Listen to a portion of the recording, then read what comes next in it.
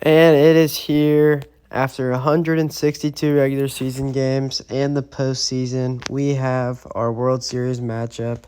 First, we're going to start off with the NL champion, Arizona Diamondbacks. This team went 84-78 in the regular season. They were the sixth and final NL team in the playoffs, and they ended up winning the NL. Now, the D-backs' path to the World Series, they swept the Brewers in the Wild Card Series.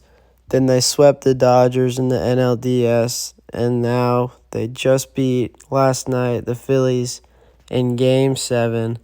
So they are 9-3 so far in the playoffs. This team has gotten hot at the right time. They've had timely pitching, timely hitting, and they've been phenomenal at home and on the road, which has really helped them. They've had to go into some very brutal environments as they weren't able to play a home playoff game until their fifth playoff game, as that was the third game of the NLDS, and they won that game as well. So they started 4-0 on the road, and they weren't able to continue that streak as they lost two straight in Philly, but they did win two straight to end the series in Philly. So through 12 games, they are 6-2 on the road and 3-1 at home.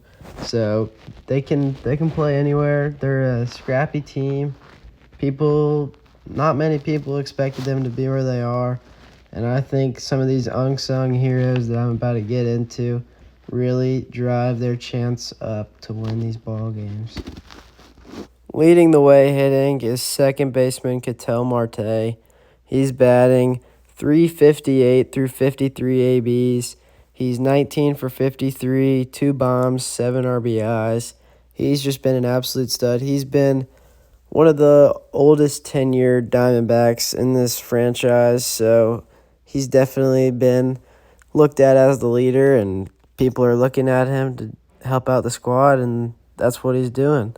Next up, you got Lourdes Gurriel Jr. He's batting .250 in the playoffs. He's been getting it done. Then you got Corbin Carroll, the rookie, batting .295. Gabriel Moreno, the catcher, batting .280. On the pitching side of things, they are led by Zach Gallen. He's got a 5.2 ERA. Merrill Kelly, he's got a 2.6. Brandon Pfaadt, he's got a 2.7.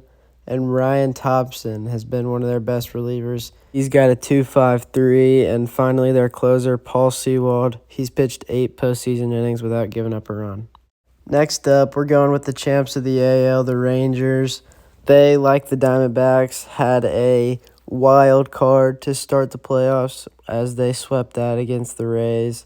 Then they went into Baltimore, a 100-win team, and swept them in 3 games. And then a couple days ago, they won a huge Game 7 against the 7-time ALCS attendee Houston Astros to send them to the World Series. Through the Rangers' 12 games of the playoffs so far, they are 9-3, just like the Diamondbacks are. However, their 9 wins are totally different than how the Diamondbacks got their 9 wins. The Rangers are 8-0 on the road, but they are abysmal 1-3 at their home confines. Hopefully they can fix that, as they will be having the majority of the home games, as Arizona only has 3 and Rangers have 4 home games. Now, some of the key contributors for this squad on the hitting side of things is none other than ALCS MVP Adolis Garcia. He has 7 home runs and 52 ABs. He's got a .327 average, and he has just been flat out raking. He not only set the RBI record for the ALCS, but he created some momentum-shifting home runs in that series versus the Astros. Next up, we got Marcus Semien. He's been struggling. He's got a .192 average. But then guys like Corey Seager with a .333 average and Josh Jung, the rookie, with a .290, as long as Nate Lau providing some power with 6 home runs. On the pitching side of things, 2 of their main guys in the starting rotation has been Nathan Eovaldi. He's gone 26 innings with a 2.4 ERA, and Jordan Montgomery's gone 25 innings with a 2.16 ERA. Out of the pen, Jose Leclerc's been used the most with 10 1/3 inning, with 4.35 ERA, and Josh Sborz has been their most effective relief pitcher.